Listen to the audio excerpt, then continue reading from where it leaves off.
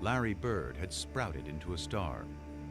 But Bird was from the Valley, hardly a hotbed of talent in the big-time world of Indiana hoops. The first thing they say, well, they don't play nobody down there. He's from French Lick. They don't play nobody. I think that put a chip on his shoulder, always having to prove who he was and how good he was. He was good enough for Indiana University's Bobby Knight to come calling late his senior year. I mean, look at that blessing. Look how amazing that is, man. And folks in the Valley couldn't have been prouder. Their local hero was heading 60 miles north to play ball for one of the best college teams in the land. Wow. Once I got to IU, it didn't take long to realize that I was out of my cocoon.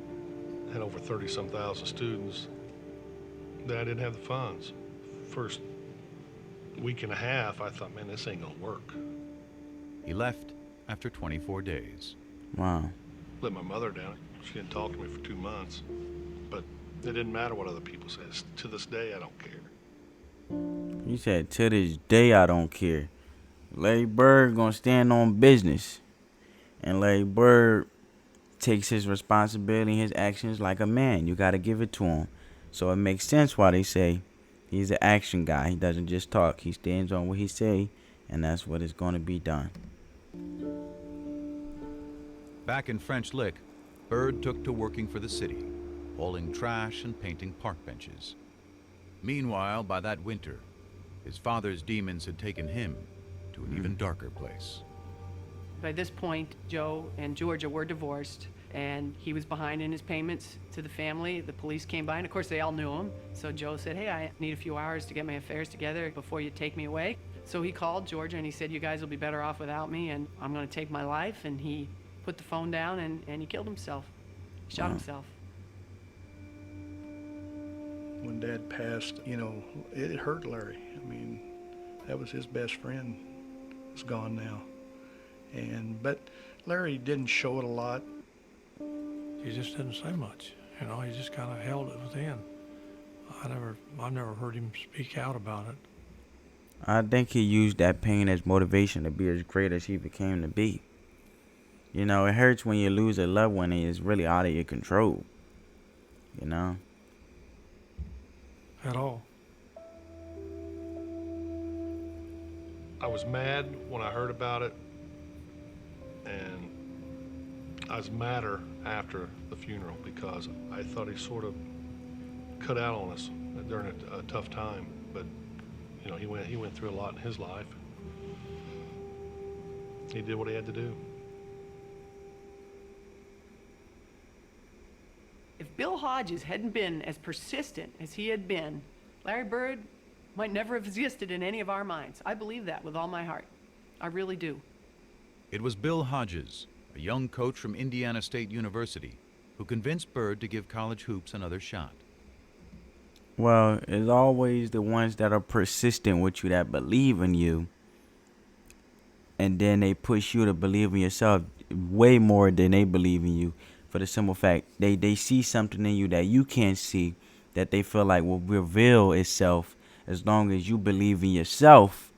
And if I stay persistent with you and I don't let up on you, then you won't let up on yourself, because I care enough for you not to let up on yourself. So shout out to Bill Hodgins, man. Hodgins. Wait, let me make sure I get it right. From Indiana State University, who convinced Bird to give... It was Bill Hodges, Bill Hodges. Shout out to him, man. Coach from Indiana State University, who convinced Bird to give college hoops another shot. So with a promise to his mom to graduate, Bird headed to Terre Haute and ISU, a school that never so much had been to the NCAA tournament. Once I started playing, it's the same old thing. He's at a small school and he ain't playing against anybody, which is fine. Still dominated. He said, which is fine, still dominated. It could be small, it could be big, oh well.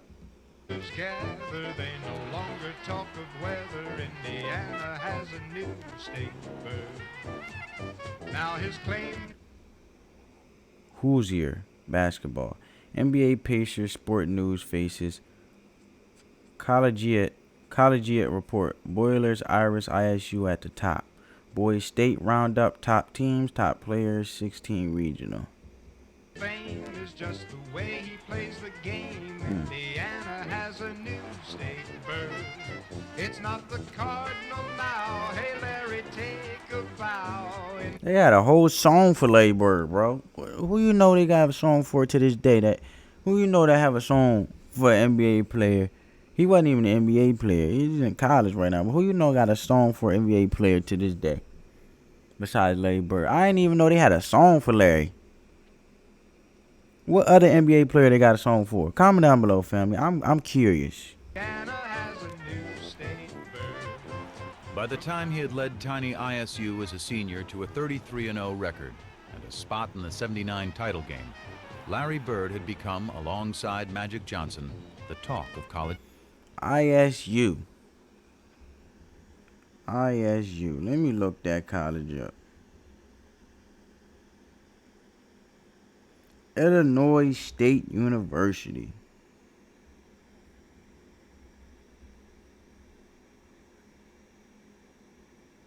Wait.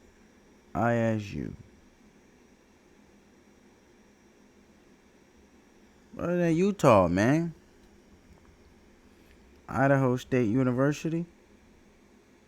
Not Illinois, Idaho State University.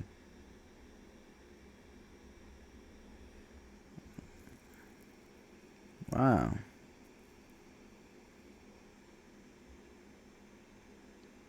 Now it makes sense why Larry Bird was the vice president to the Indiana Pacers, because that stems from his roots. As I'm doing research in regards of Larry Bird playing for ICU and, you know, Indiana. Yeah, man. Basketball. Just a year after sharing the court on Team USA, they were back together. And the day before the big game, Magic couldn't wait to greet his old playmate. Indiana State was on practicing, and we were waiting in the tunnel. We got there Oh, early. Indiana State. Sorry, I ain't Idaho. Sorry, family. It's Indiana State. But still, it makes sense why he played for the Pacers, right? Indiana State. I want to see their logo, family. That's why I'm being nosy right now. Excuse me. This type of big university is type big. Yeah. I wanted to definitely say hello to Larry. You know, when they came through, it was like nobody would say nothing. I wanted to go toward him, like his guys, like made sure that he didn't say nothing, and then they kind of start snickering, like, Michigan State, you in trouble. We're gonna kill you guys tomorrow. I probably did snub him. I don't remember it, but I'm sure I did. I didn't want any, like I call it love fest, hugging and slapping high fives with opponent. You're there for a reason. You're there to win a game. That just said it's on now. Yeah, my man just basically ain't into all that talking. He ain't gonna do too much talking. He wanna get down to business. It is Indiana State against Michigan State. I'm Bryant Gumbel, and the fans here are going bananas. I mean, let's face it, if Larry Bird were black and came from Chicago, it wouldn't have been as big a deal. They were polar opposites. One black, one white, one outgoing, one shy. That was the charm of the attraction. True. Yeah. The Bird against Magic. I guess they could say the popular saying opposites attract, right? If they're or opposite polar effects, so. Relatives have been used, and believe me, all of them have been warranted. Heading into the tournament, Magic was the bigger star. But by tip-off, it was Bird, having hardly missed a shot in the semifinal, who had become the focus of fans, and more importantly, of Michigan State. We actually had two men on Larry everywhere he went.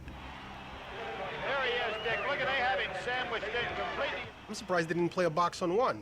4 guys on Larry and one on the other 4, because they didn't have a lot of talent. If you stop Larry, you pretty much stop them. Look at the pressure around him. Yeah, true. And he's short. I didn't play well at all. Biggest game of my life, I didn't play well. Do you guys think that this was the beginning of Larry being exposed to being more comfortable with all the pressure in regards of fans and supporters and, people in the stands, because, Magic had the big name and then Larry, being polar opposites, it did bring a lot of visibility to the whole, big event. So I wonder if just the pressure and a lot of people watching and being there physically altered Larry Bird game a little bit before he got used to this and it being second nature. What you think, guys? I'm curious. I'm curious to know what you guys think. I think our length and our size, our jumping ability was able to bother him. I didn't shoot well. Missed, I think, 3 free throws. Larry Bird has had a cold shooting night. I battled him, but I didn't have it.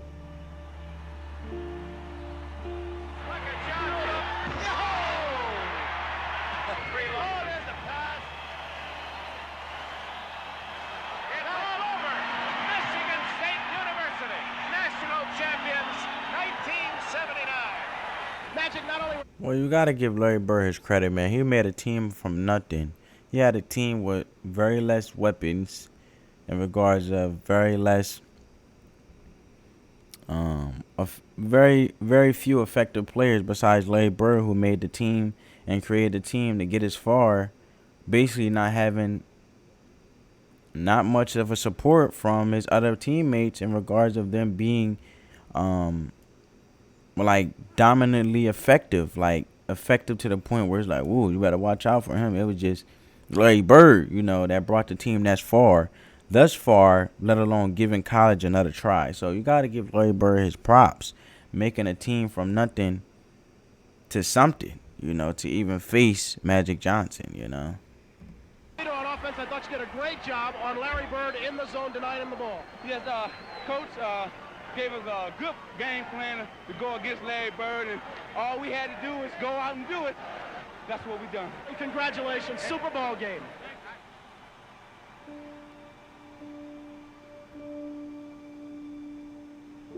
It was over, That was my 4 years. I was done. It still hurts. And when you win 33 in a row and you walk into a game, you never know what to expect, but I expect to win. We didn't win. Toughest loss I ever took. I knew it was going to haunt him forever because we were going to see each other a lot.